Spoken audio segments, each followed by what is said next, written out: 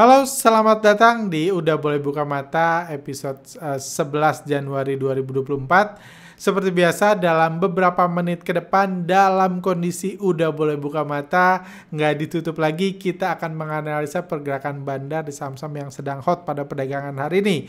Pada podcast kali ini, kita akan membahas saham brand tentunya, mantan saham nomor 1 di Indonesia yang baru aja di ARB-kan beberapa hari yang lalu, dan hari ini pun kembali turun lagi. Apa yang terjadi, bagaimana pergerakan bandarnya, juga kita akan membahas saham-saham hot lainnya, seperti Aman, seperti Arto, dan beberapa saham lain yang juga akan kita bahas. Langsung aja kita bahas pertama tentunya saham brand. Harga saham ini turun 11,5% hari ini, dan kita tahu saham ini dibandari oleh supir angkot, orang nomor 1 di Bursa Indonesia yang bisa disebut Bapak Saham Indonesia, dan sempat jadi penguasa 1/4 dari IHSG. Jadi supir angkot ini, kita tahu sedikit review pergerakan saham brand seminggu terakhir. Jadi minggu yang lalu saham ini masih harganya masih 7550, tapi tiba-tiba aja dibanting sampai, dan saat ini ditutup di 5050. Kayak gitu, dan ini ini salah satu konfirmasi bahwa sekali supir angkot tetap supir angkot. Kita tahu namanya supir angkot, belok kanan, belok kiri, kapan dia ngerem, kapan dia ngegas, hanya dia dan supir Tuhan yang mengendalikan. Begitu juga dengan saham-saham yang dibandari oleh supir angkot. Dalam 2 bulan, para fundamentalis, value investor bisa bilang saham ini overvalue sudah kemahalan, bisa mempertanyakan brand ini sebenarnya perusahaan beneran atau enggak, silakan. Tapi ketika supir angkot mau ngegas, tiba-tiba harga sahamnya bisa terus bergerak naik. Nggak ada urusan dengan alasan-alasan komentator-komentator kecap-kecap seperti itu. Begitu juga dalam seminggu terakhir ketika supir angkot mau membanting harga sahamnya, bukan hanya saham brand, kita tahu ada banyak saham, 4 saham lain yang dimiliki supir angkot juga dibanting secara kejam seketika dalam waktu yang sama dengan cara yang sama. Padahal kita tahu kalau kita bahas secara fundamental, sebenarnya ini perusahaan yang berbeda. Banyak yang menganggap perusahaan yang berbeda punya fundamental berbeda, punya valuasi yang berbeda, ada yang kemahalan, ada yang sehat, ada yang nggak sehat. Itu secara fundamental, seakan-akan itu penting. Padahal sama sekali itu tidak penting, karena kalau supir angkot mau ngebanting, dibantinglah semua. Itu kenyataan yang kita terima hari ini. Cuma mari, yang mau kita bahas di sini tentunya adalah apa yang terjadi selama harga sahamnya dibanting, dan mudah-mudahan kita tahu kemana atau tujuan sebenarnya dari supir angkot ini sebenarnya apa. Kenapa digoreng tiba-tiba dan tiba-tiba dibanting. Seperti itu. Sedikit review balik ke 9 Januari 2024 ketika harga saham ini di ARB-kan. Jadi sebenarnya saham ini dibanting hari Selasa lalu. Cuma Selasa lalu saya sejak pagi harus cuti tiba-tiba, sehingga nggak mengamati market. Saya hanya tahu dari tim di kantor mengatakan, oh saham brand dibanting. Pada saat itu saya nggak sedang punya waktu untuk mengamati market. Masih punya saham brand dan hanya bisa pasrah melihat saham brand. Hanya cuma tahu aja saham brand dibanting, belum bisa jualan, yaitu realita. Namanya ngikutin supir angkot, kita tahu strateginya. Cuman pertanyaannya, kenapa supir angkot ini ngamuk dan sahamnya dibanting semua? Dan apa yang terjadi setelah boleh buka mata tanggal 9 Januari lalu, apa yang terjadi? Ini yang kami bahas besoknya, hari Rabu kemarin, sebelum market buka. Jadi saya sempat buat analisa singkat sebelum market buka tentang saham brand ini. Jadi kalau kita lihat, sahamnya kita tahu dibanting. Saham brand, saham Tepia, BRPT, PTRO, semua seperti perusahaan berbeda, tapi semua dibanting dalam waktu yang sama. Sahamnya semua dibanting. Tapi kalau kita lihat fokus dulu di brand aja, silakan analisa yang lain sendiri. Ketika dibanting, jadi kalau saham brand dibanting, jelas itu adalah aksi profit taking. Kenapa? Karena saham ini mayoritas dimiliki oleh supir angkot. Itu sudah pasti dimiliki supir angkot. Jadi siapa yang bisa banting? Hanya supir angkot. Fundamentalis Warren Buffett, Lo Keng Hong nggak bisa banting saham brand, meskipun ini dia bilang udah overvalue, nggak bisa, karena untuk ngebanting harus punya saham banyak, dan yang punya saham banyak di saham brand hanya supir angkot dan keluarga-keluarga dan konco-konconya. Ini saham mereka. Jadi hanya mereka yang bisa banting, hanya mereka yang bisa profit taking dalam jumlah sampai harga jatuh seperti ini. Karena saya bisa profit taking, bisa, tapi harga nggak bisa jatuh karena saham sedikit. Jadi sudah pasti kalau profit taking, yang profit adalah supir angkot. Cuman pertanyaannya, dari setiap Anda mendengar profit taking, itu yang saya jelaskan di Instagram, profit taking itu ada dua maknanya. Ada dua yang harus dianalisa. Pertama, siapa yang profit? Yang profit adalah supir angkot. Kedua adalah uang siapa yang di-taking. Dia ngambil uang siapa nih supir angkot? Seperti saya jelaskan. Kalau bandar profit taking dan yang di-taking adalah uang investor retail, maka harga sahamnya bisa turun terus. Bahkan kalau udah banyak banget uang investor retail yang di-taking, harga sahamnya akan delisting. Karena sahamnya akan delisting karena sahamnya udah milik investor retail semua. Itu konsepnya. Jadi profit taking, ada yang profit, ada yang di-taking. Duit siapa yang di-taking? Apakah duit Anda di-taking ketika brand jatuh hari pertama? Apakah duit mayoritas investor retail? Atau mungkin duit temannya sendiri? Atau duit big player lain? Itu sesuatu yang menarik di saham ini. Dan kalau kita lihat, ketika harga sahamnya brand jatuh, top buyer-nya yang membeli ini 86.000 dan 23.000, ini aja udah 100.000 lebih. Dan ketiga anak ajaib. Oke lah, duit anak ajaib di taking 5 miliar, wajar. Tapi kan penjualannya jauh lebih besar dari 5 miliar. Duit siapa yang di taking? Mayoritas adalah AK dan BK. Jelas ini bukan indikasi, AK dan BK jelas bukan investor retail. Jadi supir angkot profit taking, duit yang di taking AK dan BK. Jadi ini lebih ke perpindahan barang. Kalaupun supir angkot ngeguyur, yang diguyur adalah pemain-pemain besar, AK dan BK, duo broker asing paling kuat di bursa kita. Ada banyak konglomerat, mungkin konglomerat yang sama. Mungkin saya tahu pasti bahwa supir angkot pun punya akun di AK dan BK. Seperti itu. Jadi ini menarik. Jadi ARB tanpa distribusi yang signifikan, jadi harga ARB tapi nggak ada distribusi signifikan tanggal 9 Januari, dan retail nggak panik buying. Ini bukan ciri-ciri saham yang akan hancur segera ARB berjilid-jilid dan delisting. Seperti itu pertama. Yang kedua, besoknya harga sahamnya sempat jatuh, pagi-pagi dibanting, terus digoreng lagi. 10 Januari, seperti biasa ketika harga saham naik, kita pelajari lagi. Setelah kita boleh buka mata, kita pelajari lagi. Lucu, AK dan BK yang tadinya buyer berubah jadi penjual. Oke, mereka yang menjual, yang profit, istilah kalau istilah profit taking. Kalau ini disebut profit taking, AK dan BK yang jual. Duit siapa yang di taking? Ada duit PD, mungkin retail, XL, mungkin retail, GR, retail, YP, mungkin retail, dan banyak lagi. Jadi di sini harga sahamnya rebound, naik 5%, tapi rebound disertai distribusi, dan kedua retail mulai membeli saham brand. Ini perdagangan kemarin. Jadi disinilah saya keluar. Ngelihat kondisi kayak gini, tadi pagi saya putuskan saya keluar aja. Profit taking dulu. Saya nggak tahu saya taking duit siapa. Cuma profit taking dulu. Dan pagi-pagi tadi harga sahamnya sempat bergerak naik. Dan sore ini ketika udah boleh buka mata, terlihat AK dan BK sore ini datanya belum diupdate, cuma Anda bisa lihat sendiri tanggal 11 Januari bandar kembali distribusi besar hari ini dan investor retail mulai melakukan panic buying sepanjang perdagangan hari ini. Harga sahamnya jatuh dan retail panic buying. Jadi ini adalah indikasi yang menarik dari saham brand di mana harga sahamnya dibanting dan retail mulai panic buying. Oke, berarti brand kita tentunya nggak tahu ini perusahaan beneran atau bukan. Maksudnya ini perusahaan beneran. Cuma perusahaannya ada atau enggak kita tentunya nggak tahu. Tapi intinya sudah terjadi profit taking di harga 5 ribuan. Kenapa di harga 5 ribuan? Mungkin kalau di 8 ribu retail masih ngerasa murah, belum berani beli. Kalau di 5 ribu mungkin sudah berani beli. Dan terbukti mulai banyak pada perdagangan hari ini. Anda bisa lihat broker saham yang benarnya silakan. Maaf, soalnya UBBM ini uncut, jadi saya nggak bisa di-cut. Jadi langsung aja kita ini kan.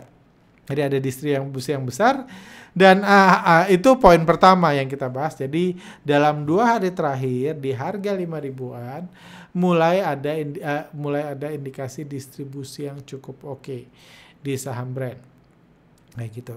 Itu pertama. Kedua adalah jadi di awal Januari kemarin keluar data yang menarik di mana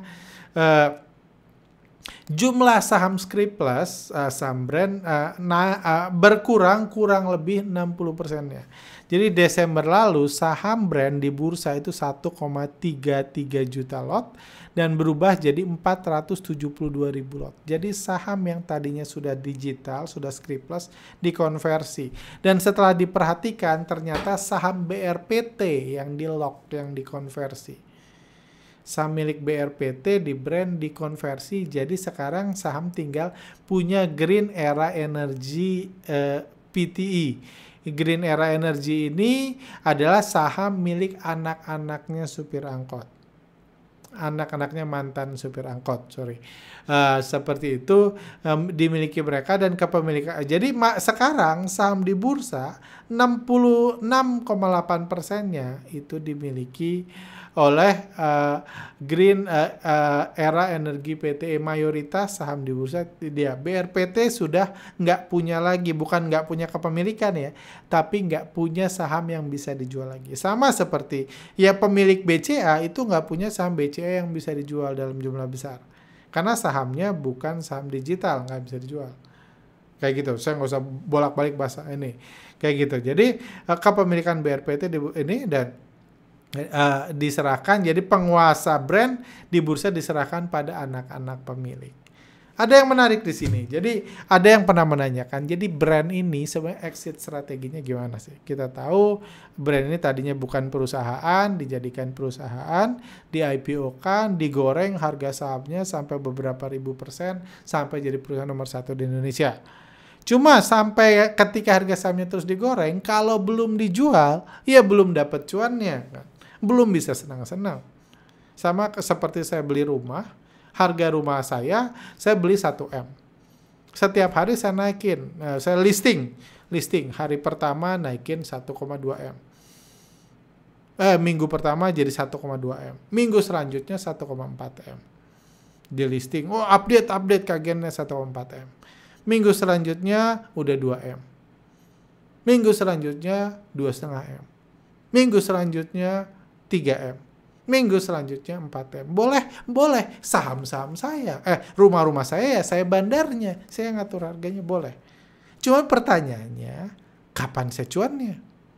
Naikin harga? Gampang. Namanya bandar, ngegoreng harga gampang. Cuma kapan saya dapatnya? Saya kan bisa ngerasa, saya udah kaya banget nih. Punya rumah senilai 5M. Bisa, no problem. Salah nggak salah. Rumah saya listing harga 5M. Cuma belum laku aja. Gitu kan poinnya. Terus kapan lakunya? Pertama, sekarang kita lihat sahamnya mulai laku. Cuma ada hal menarik kalau di saham, jadi kurang lebih exitnya apa untuk saham seperti brand ini biasanya seperti ini. Sahamnya digoreng tinggi. Ketika digoreng tinggi, saham ini membuat banyak seperti yang saya jelaskan di riset window dressing, membuat banyak reksadana, fund manager di tahun 2023 kemarin itu kalah performance-nya dari IHSG. Kenapa? Karena IHSG nggak dikendalikan mereka lagi, dikendalikan supir angkot sebagian. Sementara saham supir angkot mereka nggak punya. Jadi kalau para fund manager, reksadana pengen punya kinerja saham yang setara dengan IHSG, idealnya adalah mereka beli saham brand, beli saham Tepia, beli saham Aman, dan lain-lain. Itu idealnya. Biar dulu mereka setiap IHSG naik, kinerja mereka naik. Karena mereka punya BCA, BRI, Mandiri. Sekarang idealnya mereka punya brand, punya BRPT, dan lain-lain. Supaya kalau brand naik, kinerja mereka pun naik. Cuma masalahnya, brand dan BRPT itu punya supir angkot. Jadi tentunya butuh ada deal antara supir angkot dan fund manager reksadana untuk kerjasama. Gue beli deh saham dulu. Kayak gitu. Gue kasih duit 1 triliun, kasih gue saham brand. Supir angkot bilang, oke deh, saya kasih. Sekian lot lah. Itu. Jadi kedepannya kalau saham brand digoreng sama supir angkot, kinerja reksadana itu ikut naik. Tapi harus berkorban reksadananya. Kalau enggak dia harus menggoreng saham BRI yang susah, lebih berat. Kayak gitu. Jadi itu biasanya jadi exit. Jadi ada satu periode digoreng, ada satu periode diserahkan ke big player yang jadi koalisi supir angkot. Awalnya supir angkot kan sendiri tanpa penumpang. Kedepannya supir angkot bisa ajak koalisi para fund manager untuk ada di ini dia. Jadi ada proses transisi adaptasi. Dan fakta kalau jumlah saham investor, jumlah saham di market dikurangi, itu jadi fakta menarik. Jadi lebih ringan dan istilahnya semakin jelas, semakin para pemain besar juga kan nggak mau kalau banyak raksasa di dalam. Jadi gua kurangin deh, kepemilikan gua dikurangin. Tadinya script loss-nya 100% jadi tinggal 35%. Berarti 65%-nya gua kurangin deh sahamnya, jadi sahamnya sedikit. Lo mau beli nggak? Jadi itu yang kemungkinan sedang terjadi, sedang ada proses profit taking. Seperti itu. Dan kalau Anda lihat, ini bukan hal pertama yang dilakukan oleh supir angkot. Jadi bagi yang nggak tahu, setelah jadi supir angkot, beliau ini sempat jadi pengusaha kimia. Dulu punya perusahaan nama sahamnya, ketika masih fokus di bisnis kimia di tahun 2016, saham kimianya itu Tepia itu harga sahamnya cuma 100-an. Terus mungkin beliau ngerasa aduh jualan ini terus harga saham nggak naik-naik, akhirnya harga sahamnya dinaikin sampai 1.500. Tapi kalau Anda lihat dalam periode ini dari 2016 digoreng sampai 1.200, dibanting sampai 1.000. Digoreng lagi sampai 1.600, diganting sampai 1.100. Jangan lupa saham ini jadi 6.000 sekarang. Saham perusahaan yang sama dulu harga sahamnya 100-an. Jadi ini memang sudah style, dalam proses-proses inilah ada transisi kemungkinan. Karena fund manager bisa aja nawar.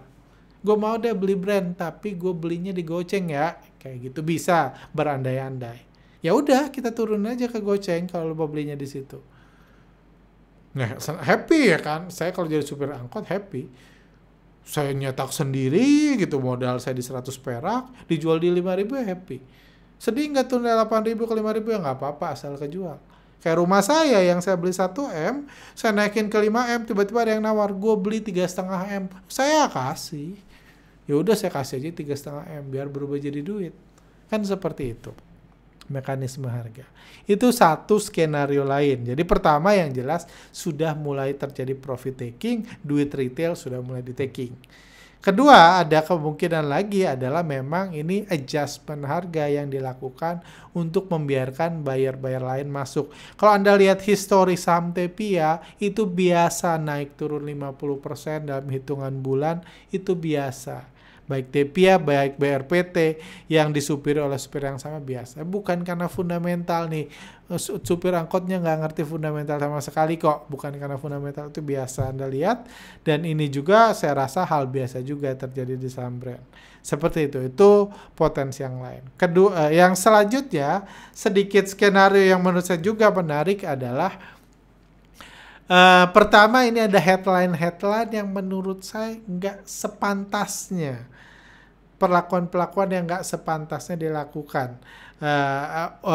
Untuk Pak Prayogo Pangestu misalnya ini BEI langsung investigasi saham cuan. Jadi saham cuan terbang 6.000% sampai sekarang masih disuspend. Setelah terbang langsung diinvestigasi, kan keterlaluan. Emang dari IPO langsung hari pertama naik 6.000% kan enggak. Kan sebelum 6.000 kan ada 400, 500, 600, 1.000, 5.500, 5.700, 5.600, baru 6.000. Kenapa tiba-tiba disuspend? Salah apa saham cuan? Dan fakta belum dibuka sampai hari ini, itu menurut saya ya nggak sepantasnya seperti itu. Nggak sepantasnya, dan menurut saya mungkin ada sesuatu yang nggak kita tahu di balik sana. Juga ini statement Bursa juga ini mengatakan, kita tahu sekarang bursa sudah mengakui bahwa sudah secara tidak langsung mau menunjuk market maker. Jadi bursa nggak mau disebut istilah bandar karena takutnya bursa dikira perjudian. Jadi disebutnya market maker. Dan di sini menarik, BEI bakal tunjuk sekuritas tapi bukan Prayogo Pangestu CS. Di Root Bursa sendiri mengatakan bukan konglomerat seperti Prayogo Pangestu yang akan ditunjuk sebagai market maker. Saya udah sempat bahas ini. Dan kenapa nama ini sampai disebut? Bukankah beliau adalah orang yang sangat terhormat, orang yang mengharumkan nama bursa? Kenapa sih harus disebut? Kalau nggak mau nunjuk kan nggak disebutkan. Beliau nggak, direktur bursa kan nggak harus ngomong kan, akan menunjuk dan bakal menunjuk sekuritas sebagai market maker dan bukan Arga Jonathan kan nggak. Ngapain nama saya disebut-sebut di situ? Padahal saya disebut juga ya, saya cuma diam aja, paling nangis di pinggiran. Ini orang terkaya di Indonesia sampai disebut kayak gini. Mungkin saya mencium ada hal-hal yang tidak sepantasnya, mudah-mudahan segera clear, segera samcuan, segera dibuka, suspenya dan seterusnya. Itu pandangan saya. Jadi ada beberapa sudut pandang yang menarik, tapi yang overall ini sesuatu yang biasa di saham yang dikendalikan supir angkot. Jadi masih ada peluang, walaupun saya sudah jualan, saya paling tinggal 10% saham saya di ini, walaupun harapan saya sih jual semua di 8.000, harapan saya, cuma bukan itu realitanya. Sebagian saya jual di goceng, ya sudahlah ya, nggak apa-apa, di 5.000-an. Seperti itu. Oke, lanjut. Saham menarik lain adalah saham Aman. Ini harganya, singkat aja, saya udah kelamaan bahas brand. Harga naik 5,8%, ini bandar lokal konglomerasi. Ini Anda lihat secara foreign flow, investor asingnya terus melakukan akumulasi, harga sahamnya pelan-pelan bergerak naik. Kalau Anda lihat ini minggu ini bandar akumulasi besar di saham Aman, dan retail Anda lihat investor retail berbaris menyerahkan sahamnya ke bandar. Ini indikasi yang sangat baik. Jadi kita tahu Aman ini walaupun ya stylenya masih sama seperti supir angkot, cuma ini dibandari oleh bandar yang berbeda dengan brand. Jadi nggak bisa ikut dibanting nih. Meskipun supir angkotnya murka, dia nggak bisa ngebanting Aman karena bukan saham dia. Kayak gitu. Dan ini sepertinya mengambil momentum, apalagi sampai hari ini retail masih berbaris menyerahkan sahamnya ke bandar. Kayak gitu. Nah ini tanggal 11, hari ini akumulasinya kecil. Retail masih sangat ada akumulasi walaupun nggak besar. Hari ini retail masih semangat menjual saham barangnya ke bandar. Seperti itu. Aman, prediksi kami kondisinya baik, tapi kenaikan 2 hari terakhir terlalu tinggi, idealnya cooling down dulu untuk menghindari aksi buyback investor retail. Jangan sampai investor retailnya buyback, kalau investor retailnya buyback jatuh lagi sahamnya. Jadi mudah-mudahan retail-retail yang sudah semangat berjualan, sudah baris jualan ini nggak beli dulu, nanti aja ketika di puncak retail buyback, bandar Aman bisa profit taking. Seperti itu Aman, saham yang masih menarik sampai ini. Arto hari ini naik 4,3%, bandar lokal. Kita lihat harga sahamnya juga pelan-pelan rebound. Ini bandarnya akumulasi besar dalam 4 hari terakhir, minggu ini 4 kali akumulasi, 4 hari terakhir. Retail sudah kehilangan kepercayaan pada bank digital dan terlihat sudah terus mengembalikan sahamnya ke bandar. Ini juga indikasi yang sangat baik di saham ini. Dan menariknya Arto ini naik tanpa menarik banyak perhatian, tanpa diberitakan dan lain-lain. Dan di materi materi lanjutan buat pemesan window dressing saya sedikit jelaskan juga saham ini berkorelasi dengan apa. Kayak gitu, itu juga saham menarik bisa diperhatikan. Juga ada saham menarik lain yang saya nggak perlu sebut kodenya. Ini saham yang menarik, ini dikumpulkan oleh PO yang jelas-jelas bandarnya ngumpulin banyak banget sampai 632.000 lot, yang jualnya XC, XL, CCPD, PKKNI. Ini indikasi akumulasi yang luar biasa dahsyat. Ini juga menarik diperhatikan. Ini bisa menarik buat trading jangka pendek dan sudah bisa dipastikan ini bandar dengan modal besar. Jadi dia punya banyak waktu, udah banyak tenaga untuk goreng-goreng saham ini sebelum akhirnya dijual semua sebelum mungkin nanti akhirnya dijual semua ke investor retail dan digocapkan. Seperti itu. Ini saham kedua juga menarik. Ini dari tanggal 8 sampai 11 Januari 2024. Terlihat Bandar, dan kalau dilihat Bandar sudah diam-diam akumulasi sejak bulan Desember lalu. Seperti itu. Ini juga saham yang menarik. Bisa diperhatikan. Mungkin yang tadi banyak yang tahu. Mungkin ini sedikit yang tahu. Tapi bagi yang tahu nggak usah di ini juga. Ini saham yang menarik. Saya mungkin mulai besok mulai lirik-lirik, mulai tambah posisi di saham ini. Seperti itu. Itu aja mungkin kurang lebih saham-saham menarik hari ini. Mudah-mudahan bermanfaat, mudah-mudahan kondisi bisa ini lagi, dan mudah-mudahan juga kalau ada hal-hal yang nggak mengenakan dari proses antara supir angkot dengan misalnya para polisi di jalanan, ada baiknya berdamai baik-baik untuk kebaikan bersama, seperti itu. Tapi mudah-mudahan enggak, mudah-mudahan ini hanya aksi profit taking biasa. Oke, sampai sini aja. Mudah-mudahan bermanfaat. See you next time.